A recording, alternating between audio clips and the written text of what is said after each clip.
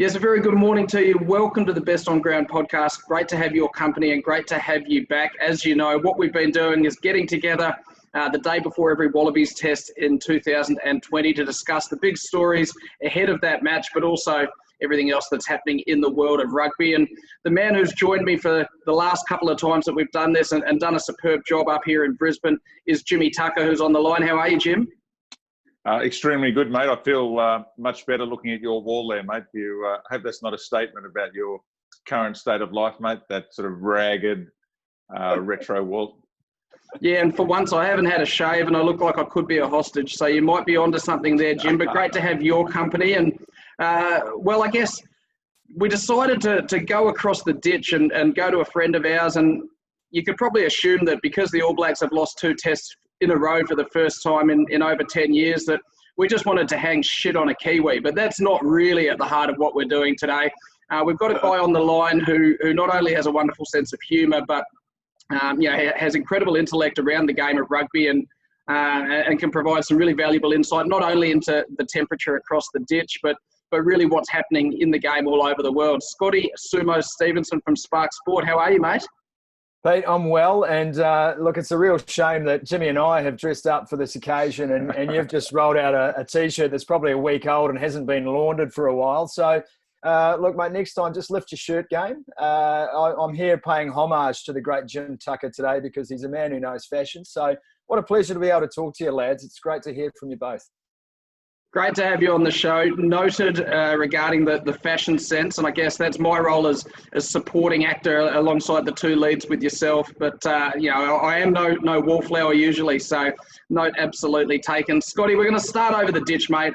We don't want to spend 20-30 minutes talking about New Zealand rugby, but we have to, I guess, get a bit of an update as to how that loss to the Pumas, a first ever loss, has been taken over in New Zealand. I know Chris Ratu's already called for Ian Foster to get the sack in the New Zealand Herald. I know Sam Cane's come out with some comments regarding All Blacks fans on the couches, perhaps not necessarily understanding some of the intricacies of the game.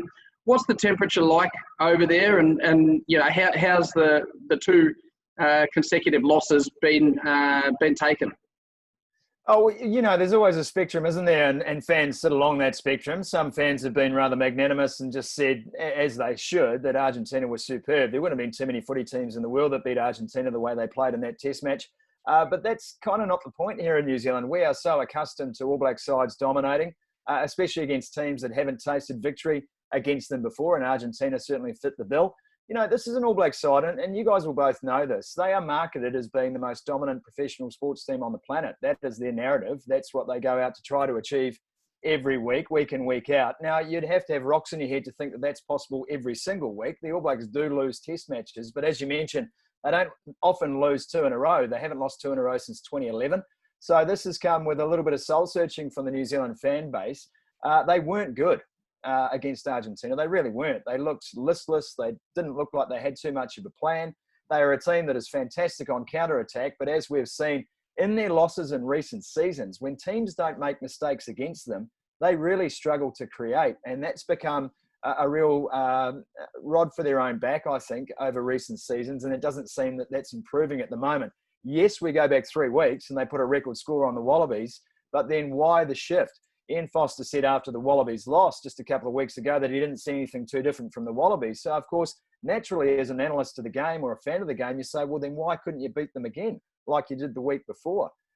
So that brings me on to the Sam Cane comments saying that, maybe the fans don't know as much as they think they know. To put that in context, he was probably trying to address the fact that there's a lot going on behind the scenes that we don't see, and that's fair enough.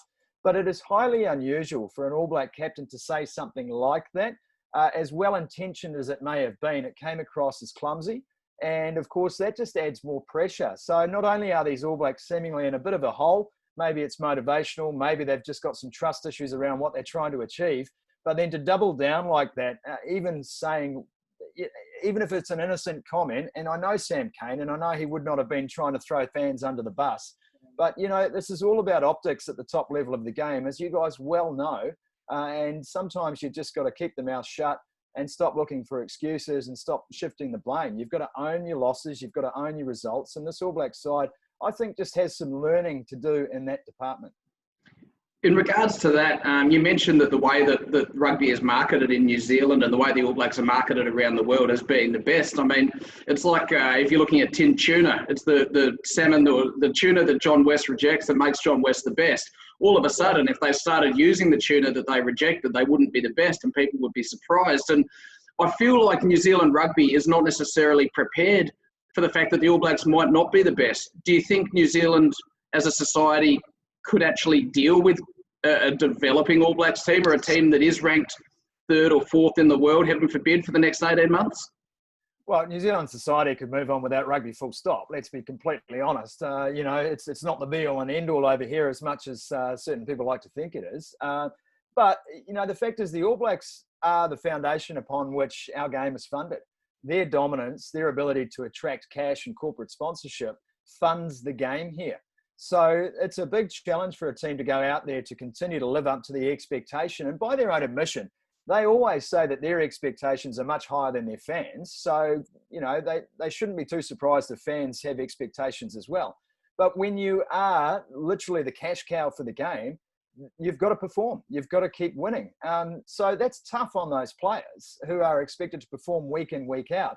But the ecosystem of the game here means that the All Blacks must continue to be able to be marketed the way they've been marketed for many, many decades to come. Is that fair on guys who are trying to find their feet at test match level? Possibly not. But that is the way it is. And that has been New Zealand rugby's design over a long period of time. There have been those who have doubted that that's the right way to go, but they've gone that way. It is All Blacks above everything else in this country.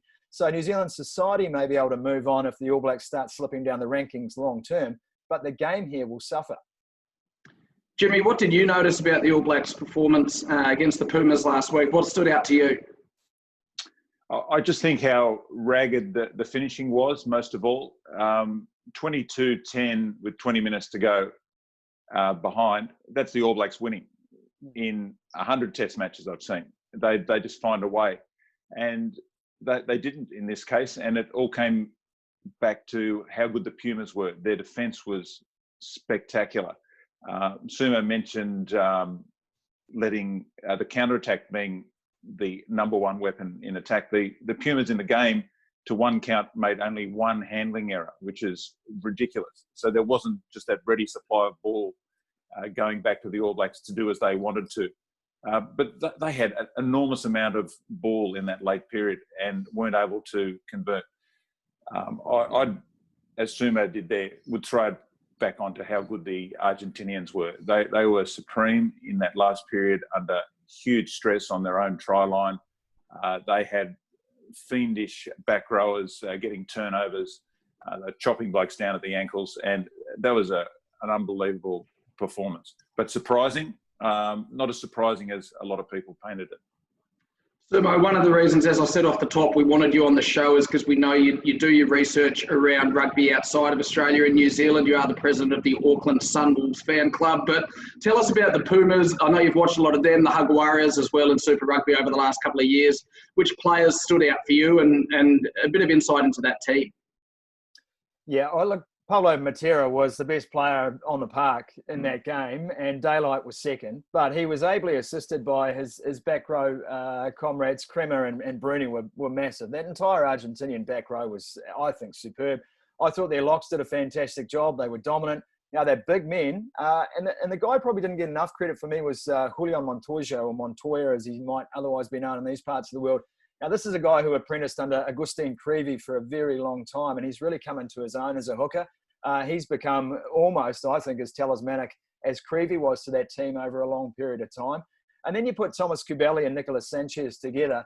You know, we don't have to go back too far, boys. When Thomas Cubelli was probably the form halfback in Super Rugby when he played for the Brumbies, he was sensational for that team. And so their combination, I thought, was very reassuring for all those around them in that Argentinian side. And I know we're going to discuss Reece Hodge a little bit later, but I'll say this about a first five. You don't have to be the best player on the park, but you have to have 14 men who trust what you are doing. And Nicolas Sanchez has the trust of that team, and he was able to guide that ship alongside Thomas Cubelli very, very well. So, you know, they were just very well structured. And playing structured footy against a team like the All Blacks, is a winning formula. We have seen that. We saw what the Lions did to the All Blacks. We've seen Ireland do it to the All Blacks. We've seen South Africa do it. We've seen England do it. It is always the same recipe to break that All Black side down.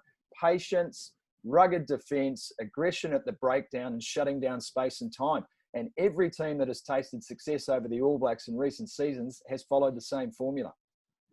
Yeah, of course, Thomas Cabelli signed for the Western Force in 2021, so our mates from the Sea of Blue will be excited about that. Team selection this week for the Argentinian Wallabies match. We see Taniela Tupou come back into the starting lineup for the Wallabies. Scott Seo starts with James Slipper out injured, Ned Hannigan in for the suspended Lockie Swinton, while the Pumas, they go with an unchanged 15. I'll start with yourself firstly, Jim. What do you make of Taniela starting ahead of Alan Alaalatoa in the front row? Do you think Taniela is, he's in the conversation for the best tight head prop in the world, some would claim, or do you think he's better suited as an impact finisher at test level?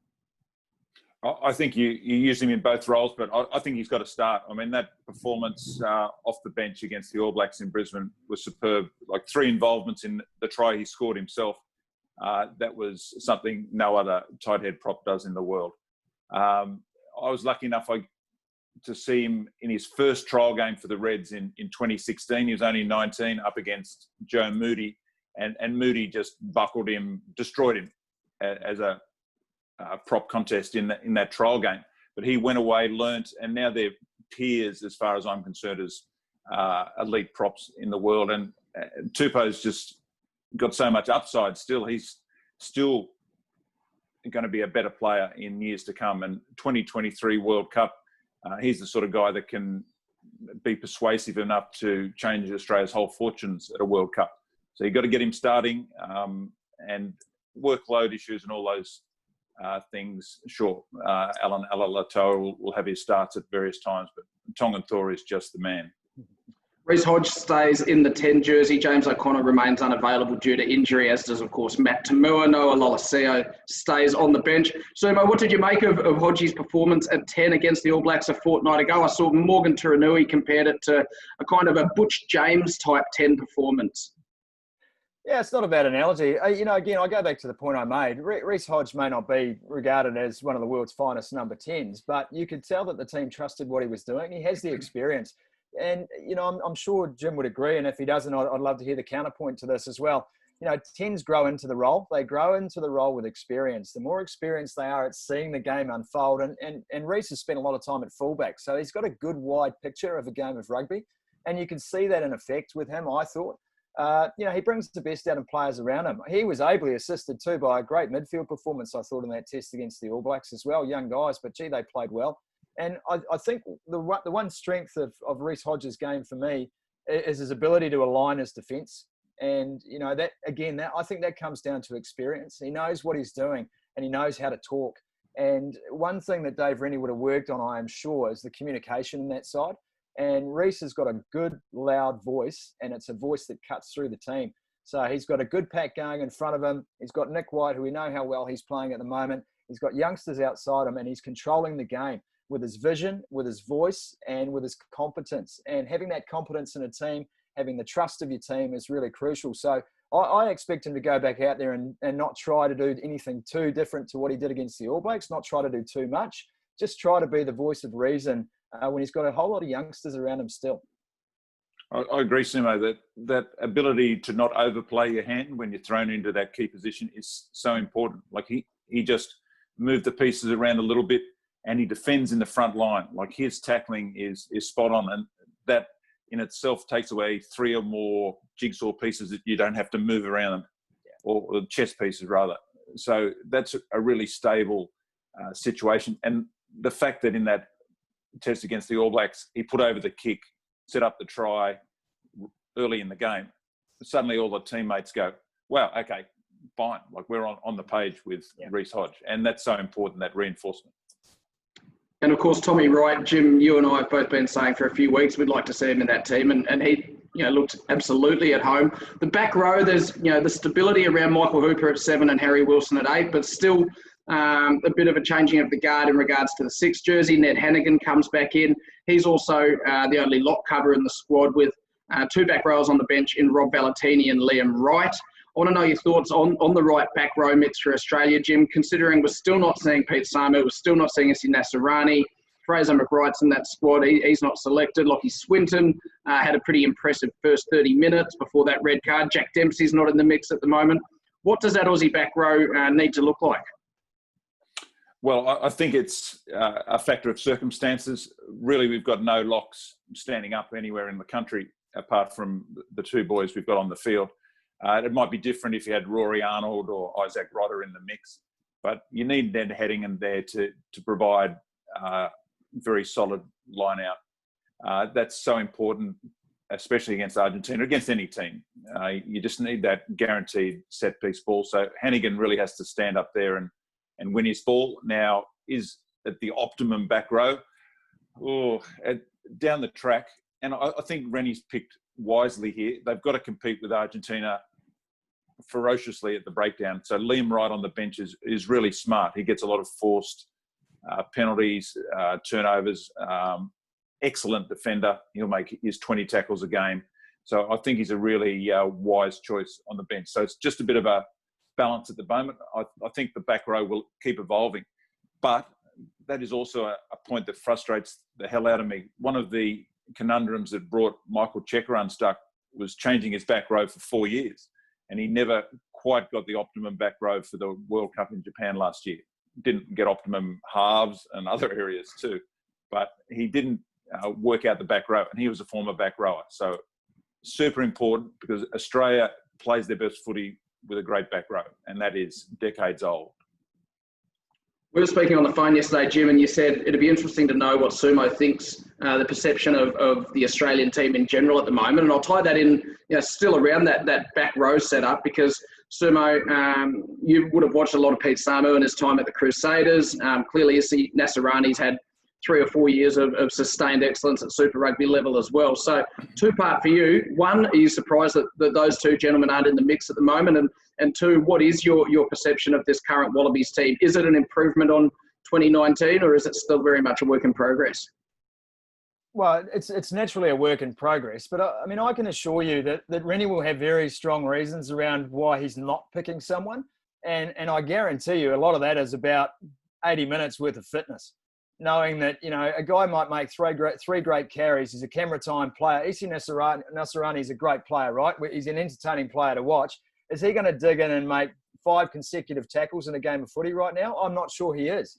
Dave Rennie plays a style of rugby which it's imperative on his players to get out there and not just make one tackle and then have a rest for 5 minutes. It's to make a tackle, get back up, make the next tackle, get back up, make the one after that, then make a turnover. Consecutive efforts are what he is all about as a coach, especially in the pack.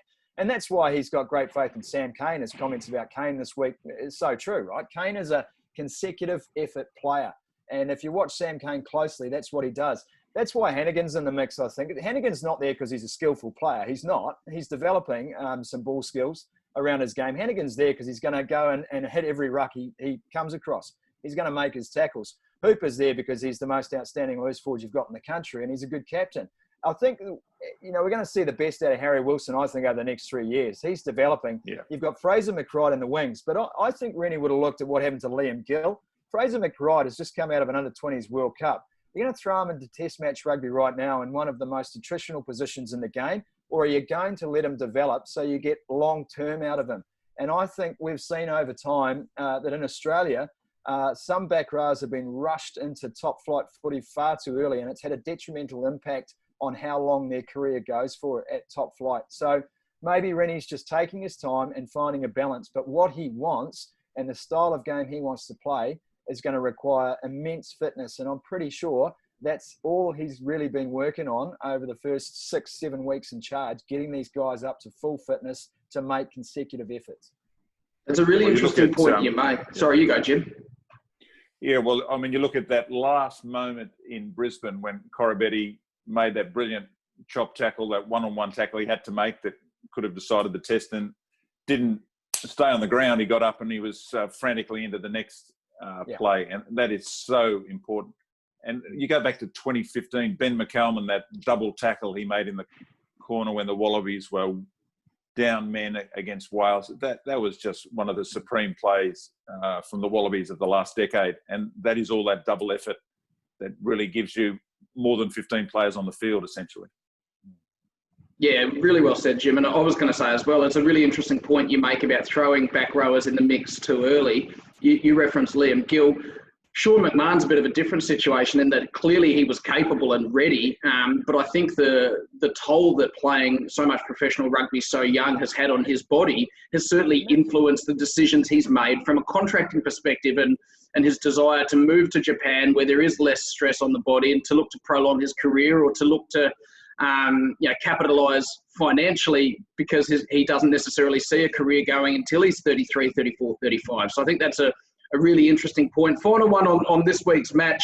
Sumo, really quickly, we know Ben Darwin and Gainline Analytics talk a lot about cohesion and picking and sticking.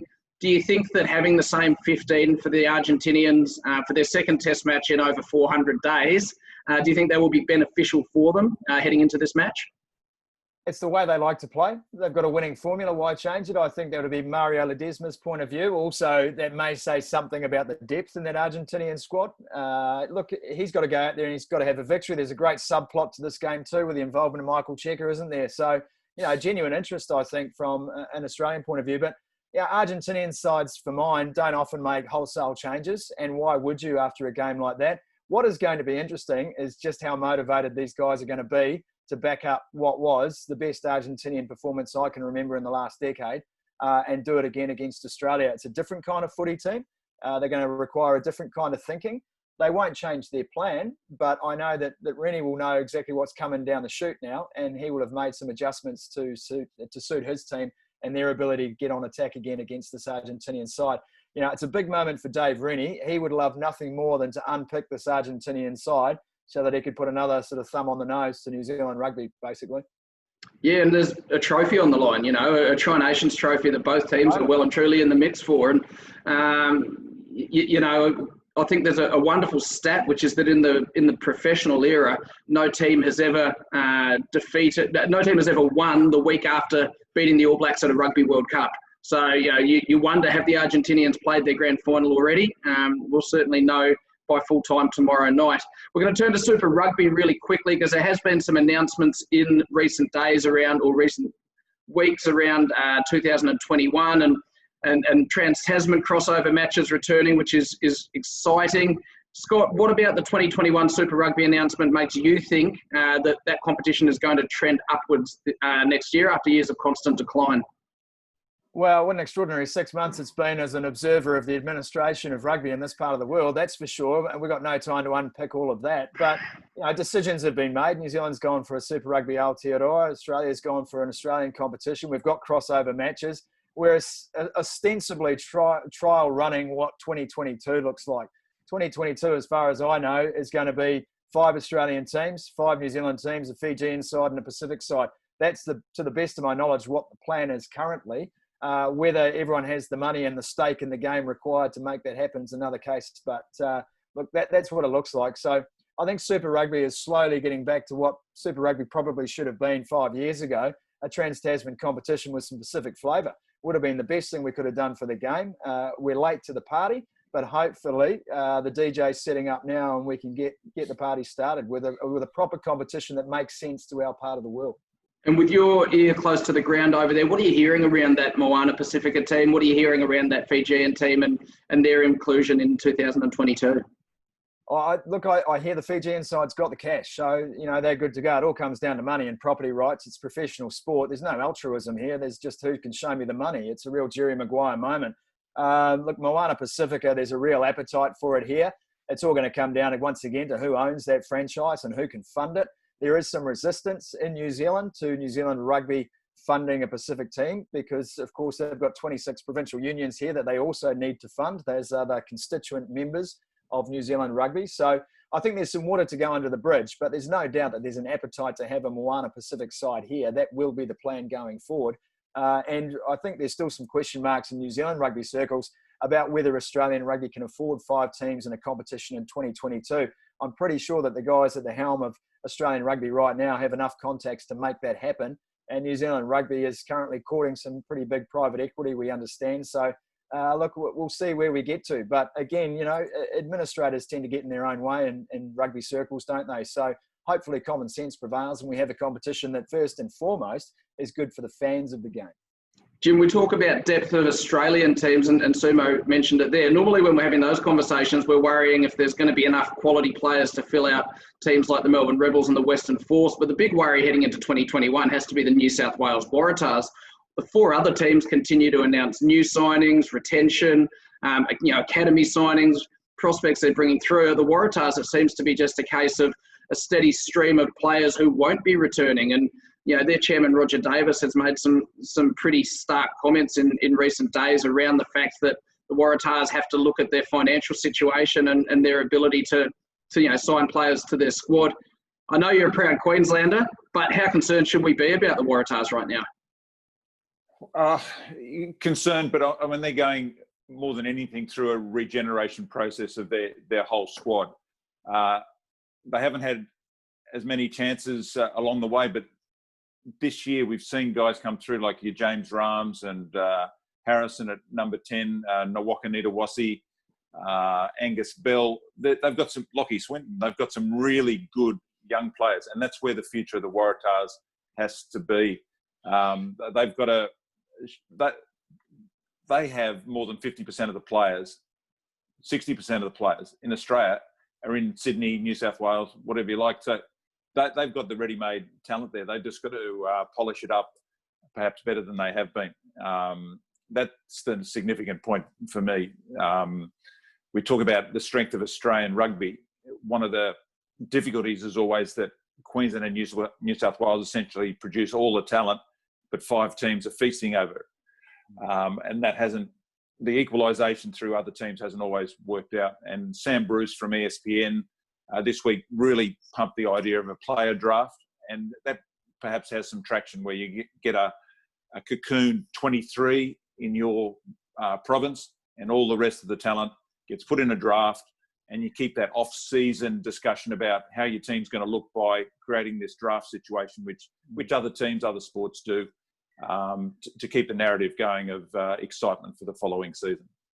Yeah, I liked that idea from Brucey, and one of the things I really liked about it was the concept of open borders amongst Super Rugby. It's something I've long advocated for, and I think there is real benefit in it. Our Super Rugby as a competition doesn't have the finances at the moment to compete with other leagues around the world. So if we can just open up those restrictions and give players a little bit more freedom around where they play their rugby, but keeping them here, I think that would be a good thing. We're going to finish up very shortly, but we are going to have a bit of fun before we go. Of course, the broadcast announcement here in Australia, Sumo, and in recent weeks has seen the announcement that the rugby will head to a free-to-air component through Channel 9, but also the OTT streaming platform Stan Sport, which they've created. It means that we're possibly looking at some new faces presenting the game to new markets. And Danny Weidler speculated in the SMH last week that Sonny Bill Williams has emerged as the premium target for Nine Media, that they think he could be a great frontman for both rugby league and rugby union, and a real asset to that organisation. But I wanted to talk about who you think might be some of the great faces to get involved in the commentary and the presentation of rugby in Australia. And have to say, this is with all due respect to those at Fox Sports, some of whom hopefully will get an opportunity to cross over, many of whom have been friends and colleagues of ours over the years as well. But who are some of the new faces you'd like to see presenting the game in Australia? We'll start with you, Scott. Well, first and foremost, it's a great deal for Australian rugby because it's a long-term deal and it takes your sport into free-to-air. And free-to-air, I think, a free-to-air component is crucial for Australian rugby to get eyeballs back. And just on that note, I work for Spark Sport here in New Zealand. We've signed a deal with New Zealand Cricket for exactly the same kind of situation. TVNZ will carry free-to-air cricket matches across the summer, and our streaming platform will carry the rest. So, this is the way that sports are going. They realised that for years they've been behind paywalls and their audience numbers aren't as big as they could be. And so I think there's an appetite there to maybe take a little less cash for a long-term benefit of getting another generation hooked on your game. So we'll park that for a moment. Well, Jimmy will know this guy, Jabor Staunton. Surely it's time for Jabor. Surely it's time for Jabor Staunton to hit the big time over there. I mean, what a champion for Queensland Club Rugby he's been for a long time. And I know he's Greg Martin's nephew, so we won't hold that against him. But look, it's time for Australian rugby to have some fun. And you know, I would also pay homage to Greg Clark, who's been the voice of Australian rugby for 26 years, is it, guys? I mean, he's done an outstanding job, as have many of his colleagues at Fox Sports. So whoever gets the job, I just think needs to reinvigorate the game, to say, look, let's not be in-house about this. We're in danger sometimes with rugby of becoming far too in-house and far too niche. So broaden the appeal again. Explain the game to people. Bring people along for the ride. And that's got to be fundamentally what any broadcast plan is. Who are we bringing along for the ride, and how are we getting them in the car so we can take them around the roller coaster? Well, J-Boy, he would sort of liven things up with that sort of rumbling voice, like he's coming down the race of a test match venue onto the stadium. He would just certainly lift the shirt game. He's got his. I think he makes his own. Like he's got a rack of 20 Hawaiian shirts ready to go. So he ticks in many ways. Andrew Swain really came through with the goods for that Argentina All Blacks game. Swainey caught a great test match there, and that was a real feather for him. Probably off the chart here, Ben Moen, I think, as an ex-Wallaby captain, he's got a really good grasp of the game internationally and in Australia, down to club footy. He just won a premiership for his proud club East. I think he'd be a good talent for TV. Dan Parks, he's done some good stuff just in the background here in Sydney for club footy. So there's a couple of guys there. But just the thing that works with the free-to-air as well, Sumo, is that suddenly all these Super Rugby franchises can go to sponsors and say, you don't have to pay to get any value-added advertising. You're going to be seen on Channel 9. The whole of Australia can see it. And that is a huge... They've got metrics for that. And they go, okay, your package is now worth another $5 million. So there's a bit of momentum there as well. Yeah, that's a really exciting component to it. A couple more names I want to throw in the mix before we finish up. You know, if we talk about Sonny Bill and his cross-code capabilities, how about the return of the Delavision? Let's get Big Del Wendell back on for a bit of fun. We know that he actually is a very good media performer, and he brings excitement to everything he does. One of the best rugby commentators in the world, in my opinion, is Melody Robinson over in New Zealand. So I'd love to see, and we know Lou Ransom and Nat Ioannidis have done fantastic work with Fox over recent years as well. I'd love to see some female component as well. I think Shannon Parry, Australian Rugby Sevens and Wallaroo superstar, is developing really nicely with the Shoot Shield, and I'd love to see her involvement moving forward. And I think as well, let's have a look at some of the best presenters, some of the best the best sports nuts in the country who possibly don't have a rugby background but can bring the theatre of the game to life. I'm talking about, can we find a way to involve a Jared Waitley or a Bruce McAvaney to really bring some special rugby to life? That would be pretty exciting as well, I think. So a few more names in the mix there. Morgan Turanui, another who I think could really bring some expert analysis and insight to it. Fellas, it's been fantastic to catch up. Really excited about the game tomorrow night. And Sumo, hopefully next time we catch up, the All Blacks are coming off the back of 3 or 4 straight losses. Well, we'll see how we go. They've got a couple of weeks to keep thinking about it, don't they? They've got Argentina the following weekend, Saturday week. So, and then they can come home and take some stock. So, look, I don't think anyone's really pushing the panic button over here. It gives everyone something to talk about, doesn't it, boys? And just so you know, mate, after cricket season, I'm available. If anyone wants me on your TV over there, I'd love to come and call some Aussie rugby. But it's exciting times for Australian rugby, boys. I'm really, really happy about the direction the team's going. And, I've long agitated over here for a better relationship between New Zealand and Australia. It's been toxic for too long. And we need to realise that in the time we're living, you need your friends close. And they may be enemies on the park, but we've got to be friends off it. We've got to strengthen our part of the world. We've got to own the Pacific in terms of including the Pacific and making sure that our part of the world is looked after first. And that collective power is going to hold us in good stead, I reckon.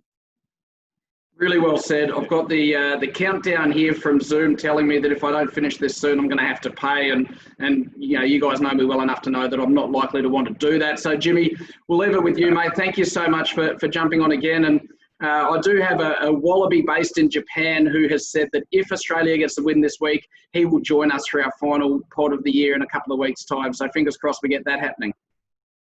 Absolutely. I'd just like to say to Sumo, the All Blacks make every other team in the world better. And what Argentina did last week was only a factor of what the All Blacks forced them to do. The Wallabies do that every year. They lift their game to another level. So if World Rugby didn't have the All Blacks, we'd be a much blander, greyer looking game to watch. So this is a great script coming up, the revival of the All Blacks. Thanks again for watching and listening to the Best on Ground podcast. We'll see you again in a couple of weeks' time. Go on the Wallabies.